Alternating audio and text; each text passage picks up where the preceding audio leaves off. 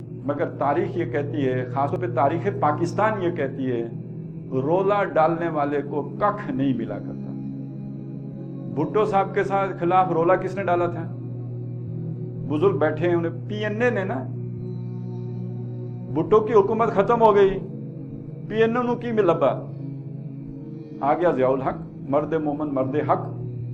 اس نے کہا نظام مصطفیٰ، یہ تحریک نظام مصطفیٰ کے لیے تھی، اگر آپ نظام مصطفیٰ لانا چاہتے ہیں تو جنرل محمد ضیاء الحق صاحب کو 5 سال کے لیے صدر منتخب کر لیں۔ یہ ریفرنڈم ہوا تھا، سوال یہ تھا اگر آپ چاہتے ہیں کہ ملک میں نظام مصطفیٰ آ جائے 5 سال کے لیے ضیاء الحق جو ہیں وہ صدر پاکستان ہے۔ تو جنہوں نے نظام مصطفیٰ کی کھیر پکائی تھی وہ دیکھتے رہ گئے، ضیاء الحق صاحب آئے، کھائے اور چل دیے۔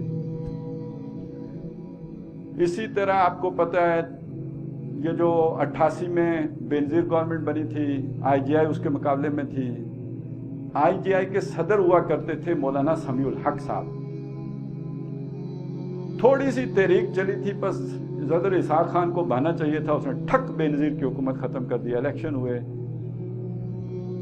آئی جی آئی جیت گئی، اور ایک رات کو پتہ چلا صدر تبدیل ہو گئے ہیں، سمیع الحق صاحب کی جگہ نواز شریف صاحب ہو گئے اور وہ وزیر اعظم بن گئے۔ سمیع الحق صاحب ادھر ہی مدرسے میں بیٹھے رہ گئے۔ پھر بے نظیر کی حکومت آئی، جب اس کے خلاف تحریک چلائی قاضی صاحب نے، پتہ ہے نا 93 سے 96 اس کا جو دور تھا، تحریک چلائی قاضی صاحب نے۔ جماعت اسلامی کے 1-2 لوگ ادھر جو ہے وہ ان کی جانیں بھی گئی، پنڈی میں ہی ہوا تھا، قاضی صاحب کو بھی سر میں جو ہے لاٹھی لگی تھی۔ بے نظیر گورنمنٹ چلی گئی، لغاری صاحب صدر ہوتے تھے، انہوں نے قاضی صاحب سے کہا کہ جناب آپ 62-63، یہ 62-63 تب قاضی صاحب نے کہی تھی، آپ کہیں کہ جب تک 62-63 لاگو نہیں ہوتی ہم الیکشن کا بائیکاٹ کریں گے، الیکشن سارا کا سارا وہ ہو جائے گا، مخدوش ہو جائے گا، نتیجہ یہ نکلے گا کہ اس کے بعد 62-63 جب ہوگی تو آپ ہی آپ ہیں، اس پر تو پورا سال ہی نہیں اترتے ہیں اور تو کوئی اترے گا ہی نہیں، لہٰذا آپ کی حکومت ہو جائے گی۔ اب 62-63 قاضی صاحب نے بائیکاٹ کر دیا، 97 کے الیکشن کا بائیکاٹ کر دیا۔ وہ جو جماعت کے ووٹ تھے وہ بھی سارے نواز شریف کو مل گئے، 2-2 ہو گئی۔ یہی اسٹیبلشمنٹ چاہ رہی تھی۔ قاضی صاحب 62-63 کرتے رہ گئے، کسی نے نہ 62 سنی نہ 63 سنی، نواز شریف صاحب چڑھ گئے۔ اس کے بعد کچھ لوگوں نے تھوڑا ہلہ گلا کیا، طاہر القادری صاحب بھی اٹھے تھے، انہوں نے بھی کہا یہ حکومت فلانی یہ ڈنگڑی جانی چاہیے۔ آ گئے پرویز مشرف صاحب، 10 سال وہ رہے، پھر اب اس کے بعد ان دونوں نے تو کر لیا میثاق جمہوریت کہ بھائی جی ان کو سمجھ آ گئی کہ ہمیں ایک دوسرے کے خلاف استعمال کر کے کھیر کوئی اور کھاتا ہے۔ انہوں نے کہا جی ہم خود کھائیں گے، بانٹ کے کھائیں گے، تسلی سے کھائیں گے، 1 چمچ آپ مجھے ڈال دیجئے گا، دوسرا میں آپ کو۔ یہ 2 کو تو سمجھ آ گئی، لیکن کچھ پاسکوں پارٹیاں ہیں جن کو ابھی تک سمجھ نہیں آئی۔ پاسکوں میں اس لیے کہتا ہوں کہ ان کا توازن پیپلز پارٹی اور نون لیگ کا جب برابر ہو جاتا ہے تو اسٹیبلشمنٹ کے پاس کچھ پاسکوں ہوتے ہیں، وہ جس کے ساتھ مقناطیسی پاسکوں چپکا دیں وہ ترازو جھک جاتا ہے، وہ کبھی 2 تائی لے کے آ جاتا ہے، کبھی ذرا سادہ اکثریت لے کے آ جاتا ہے۔ اس طرح کھیل شاطر کے ہاتھ میں رہتا ہے، اس کھیل میں تعین مراتب ہے ضروری، شاطر کی عنایت سے تو فرضی میں پیادہ، بیچارہ پیادہ تو ہے ایک مورا ناچیز، فرضی سے بھی ہے پوشیدہ شاطر کا ارادہ۔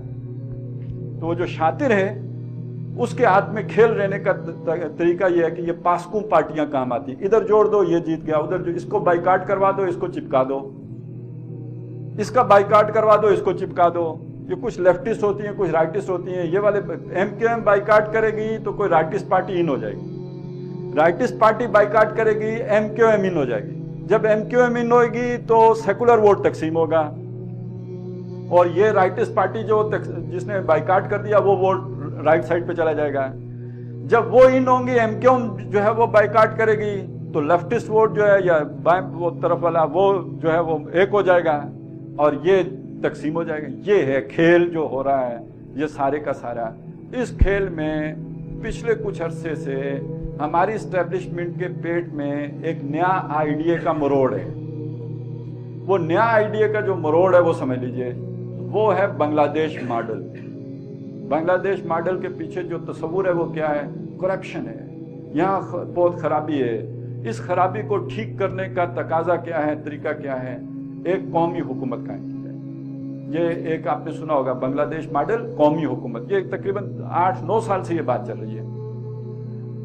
अब उस कौमी हुकूमत के लिए जो आईनी शराइत हैं उसके लिए इमरजेंसी जरूरी है। जब तक इमरजेंसी ना हो वो कौमी हुकूमत नहीं बन सकती। अच्छा, इसी कौमी हुकूमत का नाम हमारे हमीद गुल साहब ने जो रखा हुआ है अपने नाम की मुनासबत से, वो गुलदस्ता क़यादत है।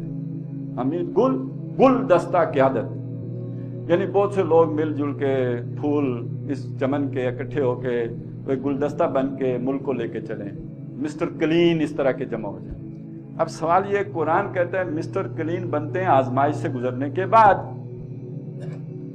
ये समझते हैं कि कुछ क्लीन हैं, जो क्लीन आता है वो इसलिए क्लीन होता है उसे मौका नहीं मिला होता है। जब बंदर के हाथ आता है उस तरह तो वो दूसरों को क्लीन करना शुरू कर देता है, वो फिर क्लीन रहता नहीं। लिहाजा एक प्रॉब्लम तो ये है। दूसरी प्रॉब्लम एस्टेब्लिशमेंट के लिए ये है कि वो गुलदस्ता की आदत लाने के लिए आईन में कोई गुंजाइश नहीं है अगर इमरजेंसी ना हो। उधर अदालतें आज़ाद हो चुकी हैं, इधर मीडिया बहुत फुदकता है, दौलतियाँ मारता है, बम्बों की पेटियों को भी नहीं छोड़ता है। लिहाजा अब वो इसलिए वो सारी बात अब बनती नहीं। चुनाचे एक इमरजेंसी पैदा करने के लिए खेल खेला जा रहा है। थोड़ी खटपट आपने देखा ईरान की तरफ से भी है, थोड़ी खटपट अफगानिस्तान की तरफ से भी है, कुछ खटपट अब इंडिया की तरफ से भी शुरू हो गई है। इंटरनली भी उधर MQM करे, इधर खैबर पख्तूनख्वा में भी गड़बड़ हो जाए और ये पंजाब में भी इस तरह की सूरत हाल पैदा हो जाए, तो फिर इमरजेंसी आपको नजर आ रही होगी कि नहीं? तो नतीजे में जो गुलदस्ता की आदत आएगी, तहरीक चलाने वाले गुल्लू में से कोई गुल्ला भी नहीं होगा। ये मैं आज आपको बता, इससे पहले भी कभी किसी गुल्ले को नहीं मिला कुछ। वो खाने वाले, खीर पकाने वाले और खाने वाले और हमेशा, और अब भी यही होना है। और जब वो एहतिसाब का अमल शुरू करे, जाहिर है उस हुकूमत ने अपनी अगर कोई क्रेडिबिलिटी बनानी है, अगर गुलदस्ता की आदत कौम की उमंगों पर पूरा उतरना चाहती है तो कुछ तो अच्छा भी करेगी ना। वो जो कुछ अच्छा करेगी वो हिसाब किताब होगा। अच्छा, ये तकाजा वर्ल्ड बैंक का भी है, ये तकाजा IMF का भी है कि यहाँ तुम्हारे यहाँ इतनी करप्शन है, कोई मंसूबा आगे बढ़ता नहीं। लिहाजा गुलदस्ता की आदत अगर हो और वो शफाफ तरीके से मामला करे, एक अच्छे तरीके से ये मुल्क चले, तो हमें भी मिलता रहेगा मक्खन और लस्सी तुम्हें भी खालिस मिलती रहेगी। ये गोया इस वक्त इंटरनेशनल एस्टेब्लिशमेंट भी चाहती है कि यहाँ पे करप्शन से पाक हुकूमत कायम हो। अब करप्शन से पाक हुकूमत अगर आप कायम करना चाहते हैं तो वो गुलदस्ता की आदत जो है वो आके एहतिसाब तो पक्का करेगी, और जब वो पक्का एहतिसाब शुरू करेगी दफा 62 और 63,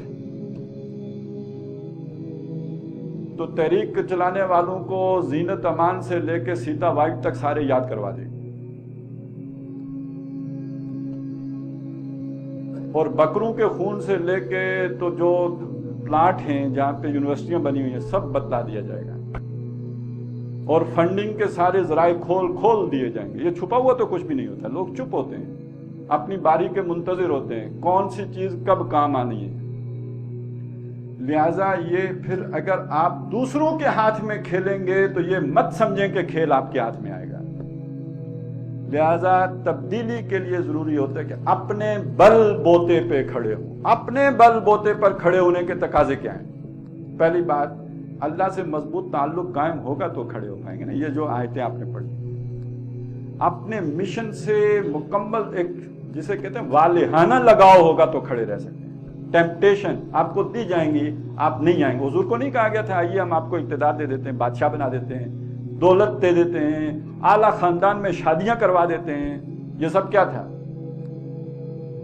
ये वही कुछ था ना कि वजारत दे देते हैं, आपको नजरियाती कौंसिल का चेयरमैन लगा देते हैं। आइए ना, आप दीन की खिदमत करना चाहते हैं तो कोई ज़रूरी है कि आप इनकलाबी तहरीक ही चला कर करें। आइए आइए, हमने नजरियाती कौंसिल बनाई हुई है, इसके चेयरमैन ही आपके लिए रखी हुई है। आइए, ये शरीक अदालत बनाई हुई है, आखिर काय को आपको जज बना देते हैं। जी कोई बात नहीं है, आपके पास डिग्री नहीं है, जारी करवा देते हैं। डिग्री होती है, असली हो के नकली हो दे देते हैं आपको। تو کہنے کا مطلب یہ ہے کہ یہ سارا کچھ آپ کے لیے قوانین میں تبدیلی کر دیتے. ایک ان پڑھ بھی جج لگایا جا سکتا ہے. آخر کبھی مصیبت پڑے نظام کو تو کوئی, اب تو نواز شریف صاحب بھی ڈاکٹر ہیں تو کوئی اعزازی ڈاکٹری کی ڈگری بھی مل جائے, مجید نظامی صاحب ڈاکٹر ہیں تو آپ کو بھی ڈاکٹر بنا دیں گے. تو یہ سارے لالچ اور دوسری طرف سے وہ تشدد اس پہ کھڑا رہنے کے لیے جب تک والہانہ عشق اپنے نصب العین کے ساتھ اور اللہ سے گہرا تعلق نہ ہو نہیں ہو سکتا. اور دوسری بات یہ کہ یہ شعور ہو کہ دوسرے کا سہارا نہیں لینا. یہ جو نبی اکرم صلی اللہ علیہ وسلم اگر کوڑا ہاتھ سے گر جاتا تھا اونٹ بٹھا کے خود اٹھاتے تھے تو یہ ایک تربیت دے رہے تھے. آپ نے امریکی ڈالروں سے زیادہ افغانستان کیا تو امریکہ نے پھر بعد میں آپ کو لڑوا دیا. آپ نے اگر اس کے بعد کچھ اور کیا ہے تو وہ نتیجہ اسی لیے نہیں نکلا. سہارے جب دوسرے ہوں تو پھر نتیجے صحیح برآمد نہیں ہوتے. اور اگر آپ کو معلوم ہو تو آپ پہلے دن سے انفاق, اعانت, مالی مدد صرف ان سے لیں گے جو آپ کے مشن میں آپ کے ساتھی ہوں. چندے مانگتے نہیں پھریں گے ان سے کہ جن کے خلاف آپ نظام برپا کرنا چاہتے ہیں. اور اگر باہر سے کوئی سگنل آئے گا بھی تو آپ اپنی طاقت دیکھیں گے, دوسرے کے اس پر جو ہے آنگن کو دیکھ کر جو ہے وہ گھنگرو نہیں باندھ لیں گے.